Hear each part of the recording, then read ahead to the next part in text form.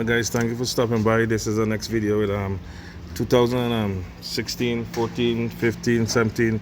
Once you have the 6.7 engine guys, there's gonna be a setup for you. So this is changing the water pump guys.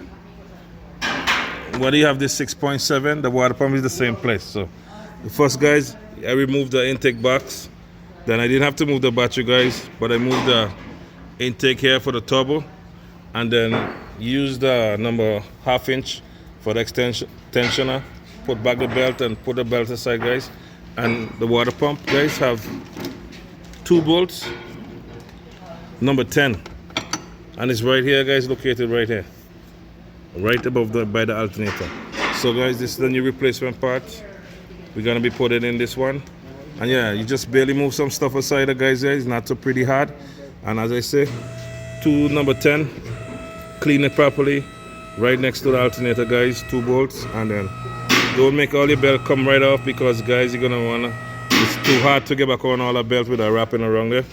You don't wanna get that belt going all over the place, so you put it nicely aside, so when you're ready to go back on, you could get it on easy guys. So that's what we're doing today.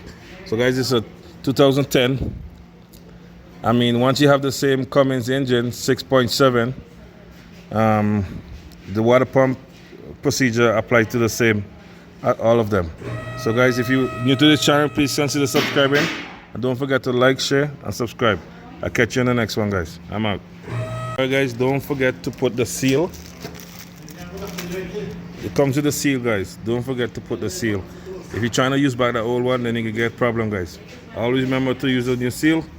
And if you want, you could use some gasket maker on top of the seal. Put it back in, and then you go all good. So that's a little point for you guys. Thank you for watching. Catch you on the next one.